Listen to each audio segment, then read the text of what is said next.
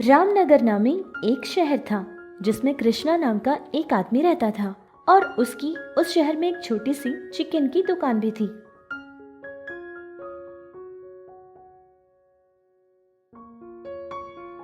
कृष्णा एक अनाथ लड़का था। जब से छोटा था तब से उसी चिकन की दुकान में वो काम किया करता था और उस दुकान का मालिक जो था उसकी तबीयत अचानक बहुत खराब हो जाती है और फिर उसको बहुत कम पैसों में ही वो आदमी दुकान दे देता है और तब से लेकर कृष्णा उसी दुकान में अपना काम करता रहा। कहने को तो उस शहर में बहुत सारी चिकन की दुकानें थी, लेकिन सारे लोग कृष्णा को बहुत अच्छे से जानते थे, जिसके कारण सारे लोग उसी के पास आकर चिकन खरीदा करते थे, क्योंकि कृष्णा एक बहुत ही सच्चा और ईमानदार भी था। उसके पास चिकन खरीदने के लिए आने वाले सारे लोगों की वो बहुत इज्जत करता था और बहुत ही प्यार से उन लोगों से बात किया करता था। उसका बेचा हुआ चिकन भी बहुत ही साफ और स्वादिष्ट रहा करता था, जिससे गांव के सारे लोग कृष्णा को बहुत पसंद करते थे। हेलो, बोलिए भैया, कैसे हैं आप? हाँ कृष्णा, मैं तो बिल्कुल ठीक हूँ। और तुम कैसे हो? बस भैया, आप जैसे लोगों की दुआ और आशीर्वाद से मैं बिल्कुल ठीक हूँ। वैसे भैया बताइए, आपने किस लिए फोन किया? हाँ, वो बात ये है कि मैं ऑफिस के किसी काम से दूसरे शहर आ गया हूँ। अभी मैं वहाँ नहीं हूँ, तो तुम आज शाम को 2 किलो चिकन घर पहुँचा देना, ठीक है? जी जी भैया, मैं पहुँचा दूंगा। कृष्णा उसकी अच्छाई से सारे लोगों का मन बहुत ही आसानी से जीत लिया करता था, जिसकी वजह से उसका काम भी हमेशा बहुत अच्छा चला करता था। ऐसे ही कुछ दिन गुजर गए थे। एक दिन की बात है कि कृष्णा का एक बहुत अच्छा दोस्त था जिसका नाम अहमद था। अहमद रमजान की छुट्टियों के लिए उनके घर आ गया था। फिर अपने दोस्त कृष्णा से मिलने के लिए वो उसके दुकान के पास पहुंच जाता है। कृष्णा, कैसे हो मेरे दोस्त?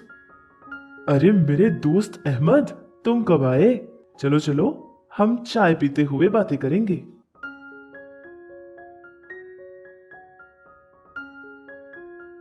बोल यार, तेरा काम कैसा चल रहा है?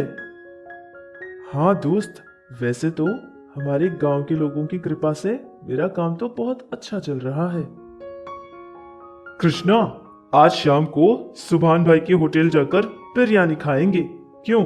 क्या कहता है? अरे नहीं यार, बिरयानी तो हम कल खा लेंगे, लेकिन पता है हमारे यहाँ एक नई हलीम की दुकान लगाई है। जैसे ही शाम होती है वहाँ लोग तो क्यों में खड़े हो जाते हैं यार, पता नहीं कैसा बनाते होंगे। मैंने सोचा था कि तेरे आ जाने के बाद हम दोनों जाकर खाएंगे।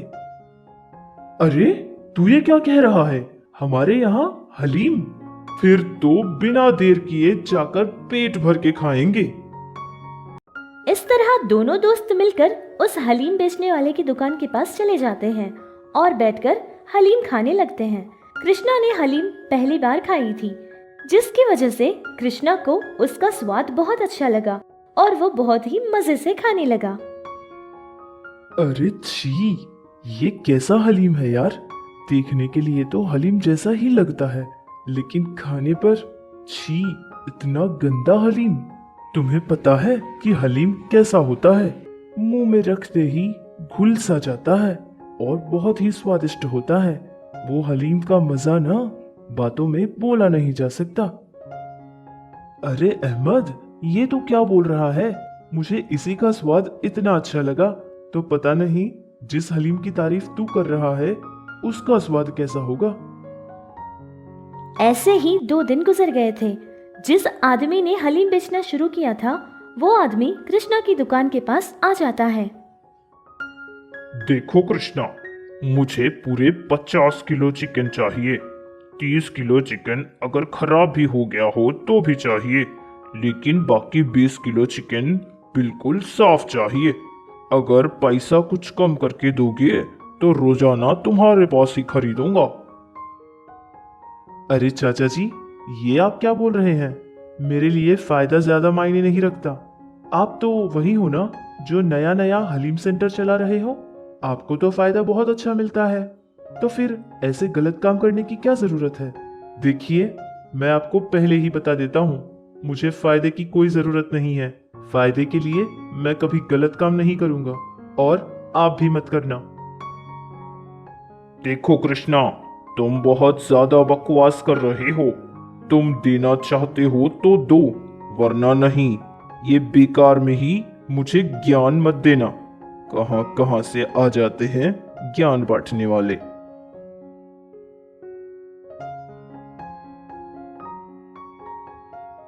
देख यार कृष्णा, इस आदमी का लालच दिन ब दिन बढ़ता ही जा रहा है। तुझे पता है, ये मेरी दुकान में घी खरीदने के लिए आ जाता है। बहुत ही कम घी खरीदता है, और दूसरी दुकान से बहुत ही गंदा सा कोई तेल वगैरह खरीदता है, और फिर उसमें मिला देता है। सारी चीजों में मिलावट कर देता है, और उन्हीं गंदी चीजों से लोगों को ये हलीम नाम से बनाकर खिला देता है।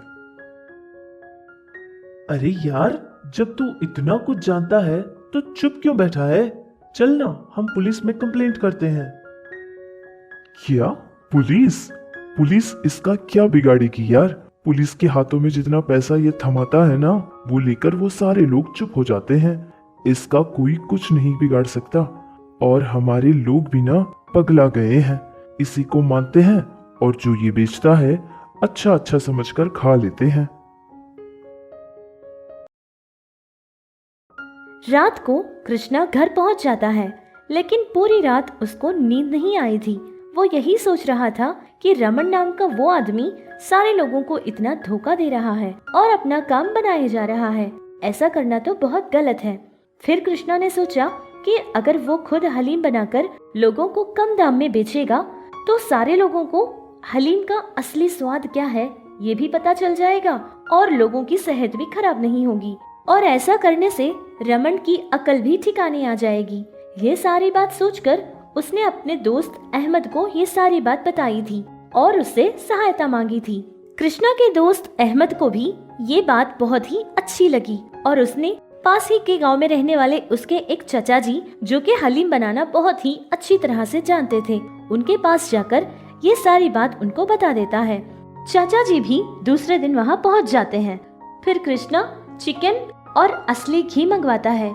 जो जो चीजें हलीम बनाने के लिए जरूरी होती थी वो सारी चीजें तैयार रखता है। चाचा जी आकर हलीम तैयार करते हैं और एक प्लेट में थोड़ा सा हलीम डालकर कृष्णा को दे देते हैं।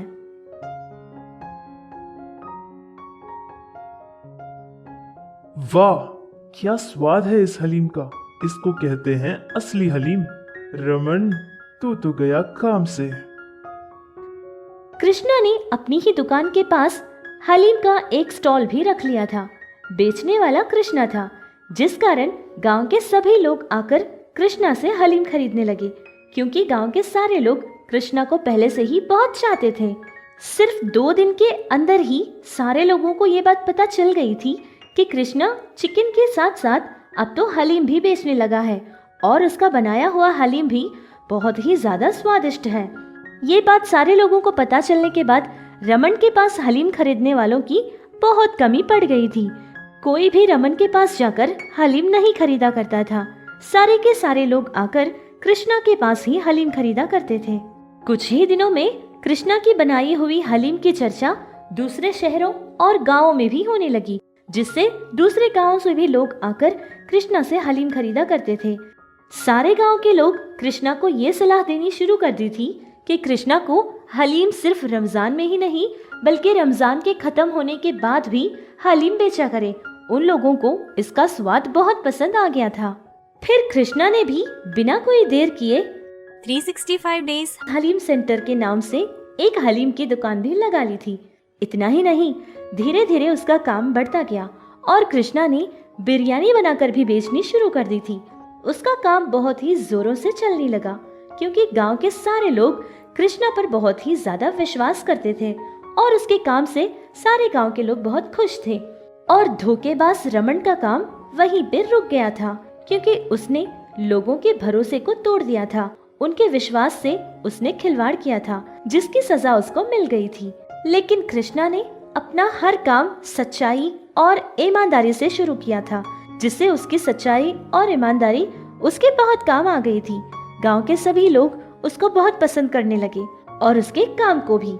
इस तरह कृष्णा अपनी जिंदगी में बहुत ज्यादा आगे बढ़ गया था। वो कहते हैं ना कि हमारी की हुई अच्छाई ही कभी न कभी हमारे काम आ जाती है।